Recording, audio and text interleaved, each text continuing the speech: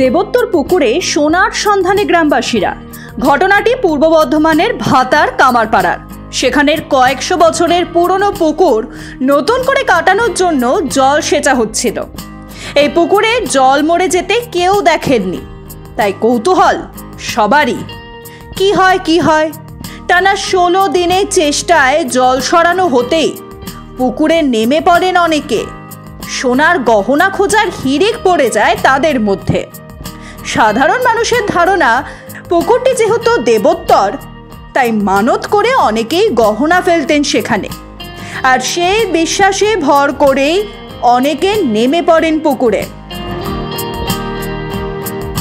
পুকুরের ইতিহাস সম্বন্ধে 200 বছরের পুরনো পুকুর।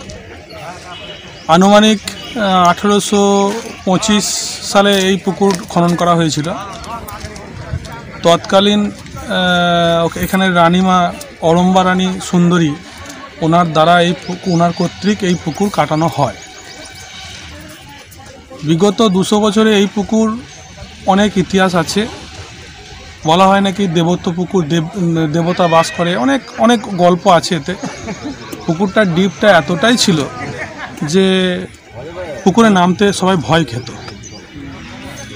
তো আগের যে লেয়ার ছিল 20-30 ফুটের একটা যে লেয়ার ছিল, পুকুরটা সেই লেয়ার ধরে কাটানো হয়। এখন আমাদের কাছে আসে মালিক পক্ষ, এখনকার মালিক অয়ন রায়, মহারাজার বংশধর, আমাদের কাছে এসে আমাদেরকে পুকুর মারার প্রস্তাব দেয়। আমরা 2 ভাই, আমি অভিজিৎ কোনার এবং বিশ্বজিৎ কোনার, আমরা 2 ভাই মিলে পুকুরটা সাহস করে ধরি, দেখি মেরে কি। অনেকজন তো চেষ্টা করেছিল, পারেনি। তা আমরা দেখলাম যে দেখি চেষ্টা করে একবার। তো রেকর্ড একটা হলো এই এলাকায়। এখানকার বনপাস অঞ্চল, সাহেবগঞ্জ অঞ্চল, পাশাপাশি যে অঞ্চলগুলো আছে, তারা প্রতিদিন আজ 16 দিন ধরে আসছে, দেখছে। অনেকে বলছে মারতে পারবি না আমার বন্ধুরা।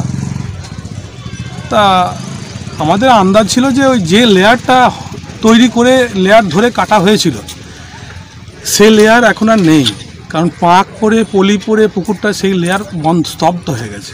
তাহলে সেই জল, চুয়ানি জল যেটা উঠতো, যেটা মুখে মৌখিক যেটা সবাই বলছে আর কি, যে পুকুরের জল কোনদিন মরেনি। আগে তো অনেকবার চেষ্টাও করেছে, পারেনি। তা আমরা সেটা করলাম। ব্রিটিশ আমলের আগে থেকে এই পুকুরটির শেষ সংস্কার হয়েছিল 1825 সালে। ফলে কল্পনার ডানা মেলেছে এলাকার পুকুরকে ঘিরে। অনেকেই ভাবতেন পুকুরের মধ্যিখানে কুয়ো আছে, অনেকে বলতেন এখানে মাছ ধরলে বিপদ হবে, তাই জল শুকিয়ে পুকুরটিকে নতুন করে সংস্কারের সাহস দেখাননি কেউ। অবশেষে এই কাজ করতে এগিয়ে আসেন এলাকার আরেক বাসিন্দা বিশ্বজিৎ কোনার। যখন মালিকপক্ষ ডাকলো যে পুকুরটা মারতে হবে, তখন গ্রাম থেকে বহু জনা দেখতে আসছে, বহু কথা বলছে যে মারতে পারবে না, এ সুরঙ্গ আছে, কুয়ো আছে, এরকম। তারপরে আমি মারতে শুরু করি।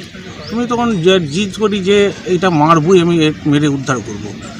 আর অনেকজনা বলছে যে 200 বছরের পুরনো পুকুর, 1825 সালে এটা কাটিয়েছিল, এখন প্রায় 200 বছরের কাছাকাছি হতে যাচ্ছে। কেউ কোনদিন মারতে পারে না।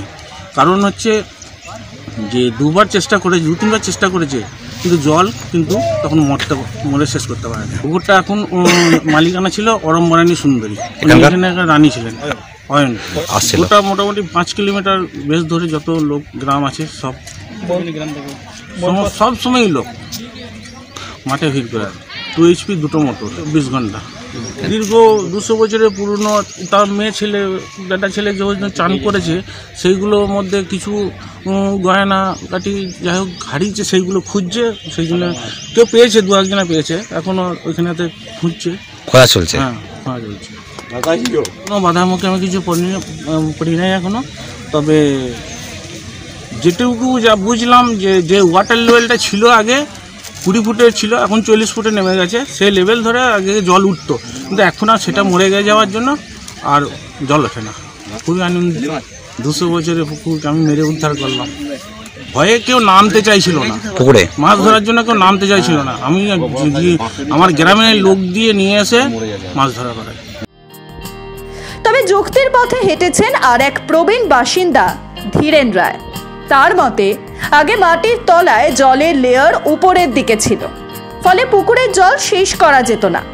জল সেচলেই আবার তা ভরে যেত, কিন্তু এখন জলের স্তর নেমে যাওয়ায় পুকুরের নিচ পর্যন্ত দেখা যাচ্ছে।